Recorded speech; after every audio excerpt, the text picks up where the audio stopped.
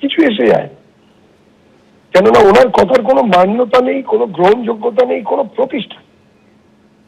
উনি বারবার এইসব ধরনের কথা বলেছেন, আর তার পাশাপাশি এই ধরনের কথা বলে যে 4 তারিখে বেলা 12টার পর, মনে আছে তো? যার এত ক্ষমতা, তিনি আবার এত দল ভাঙানো, এজেন্সি লাগিয়ে দেওয়া, এইসব কথাবার্তা বলবেন কেন?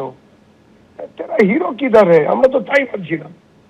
চতুর্দিকে এইরকম ব্যবস্থা, কিচ্ছু এসে যায় না। মানুষ আর ওনার কোনো কথাকে পাত্তা দিচ্ছে না। 15 বছর ধরে রাজ্যটাকে লুট করেছে এরা। এদের প্রতি মানুষের অভিশাপ ছাড়া আর কিছু নেই, কোনো করুণা নেই, কোনো দয়া নেই, কোনো মায়া নেই। ভুলে যাচ্ছেন আমাদের হাজারে হাজারে সদস্য সমর্থককে বিনা কারণে গাঁজার কেস দিয়ে দেওয়া? মনে পড়ছে? বাড়ি ভেঙে দেওয়া জেসিপি দিয়ে? এখন মনে হচ্ছে? কোর্টে চলে যান, হাইকোর্টে চলে যান, সুপ্রিম কোর্টে চলে যান। প্রেসার আছে না আছে আমি সেটা যাব না, তার কারণ বিজেপি নিয়ে যত কম বলা যায় তত ভালো।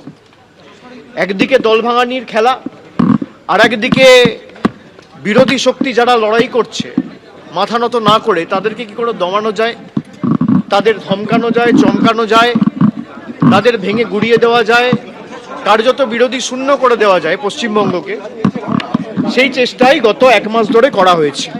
পোস্টপোল ভায়োলেন্সের নামে কি তাণ্ডব লীলা চলেছে আমরা সব জায়গায় দেখেছি।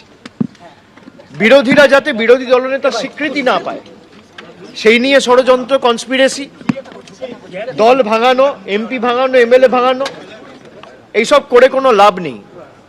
তারা ভেবেছিল যারা এজেন্সির ভয়ে এদিক ওদিক চলে যাচ্ছে মমতা বন্দ্যোপাধ্যায়ের সাথে, বা মানুষের স্বার্থকে সামনে রেখে যারা লড়াই করছে, আমরা হয়তো চলে যাব, দমে যাব, মাথা নত করব, আত্মসমর্পণ করব, বিকিয়ে যাব। আমাদের গলা কেটে দিলেও আমরা আত্মসমর্পণ করার লোক না, আমরা লড়াই করার লোক। পরপর 3 দিন 3টি পৃথক মামলায় অভিষেক বন্দ্যোপাধ্যায়কে তলব। তদন্তের জন্য একের পর এক সিআইডির নোটিশ, ভবানী ভবনে হাজিরা, সিজিও কমপ্লেক্সে ইডির মুখোমুখি ম্যারাথন জিজ্ঞাসাবাদ। রাজনৈতিক বিপর্যয়ের মধ্যেই পরপর আইনি পেঁচে অভিষেক বন্দ্যোপাধ্যায়।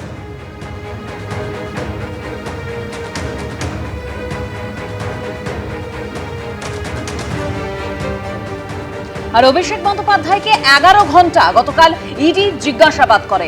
আমরা জানি প্রাথমিক নিয়োগ দুর্নীতি মামলায় জিজ্ঞাসাবাদ সকাল 10:56-তেই গতকাল আমরা দেখেছিলাম সিজিও কমপ্লেক্সে পৌঁছে যান অভিষেক বন্দ্যোপাধ্যায়। ভোট প্রচারে উস্কানি ভাষণ, আর আজ ভবানী ভবনে তলব করা হয়েছে অভিষেক বন্দ্যোপাধ্যায়কে। দুর্নীতি, জালিয়াতি থেকে উস্কানি, অভিষেককে পরপর সমন।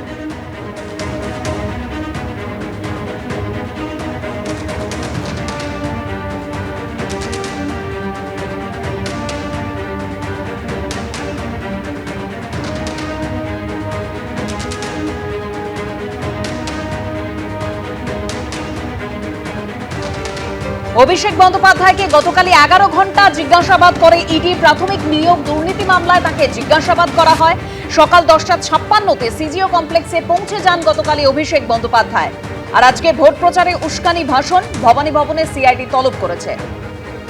বৃহস্পতিবার সিআইডি তলব, রবিবার ফের ভবানী ভবনে তলব করা হয়েছিল। আমরা জানি রবিবার তিনি হাজিরা দেন। গতকাল অভিষেক বন্দ্যোপাধ্যায়কে 11 ঘন্টা জিজ্ঞাসাবাদ করা হয় ইডির তরফে প্রাথমিক নিয়োগ দুর্নীতি মামলায়। আর আজ ফের সিআইডি তলব করেছে, তবে উস্কানিমূলক মন্তব্যের মামলায় আজকে ভবানী ভবনে তাকে ডেকে পাঠানো হয়েছে।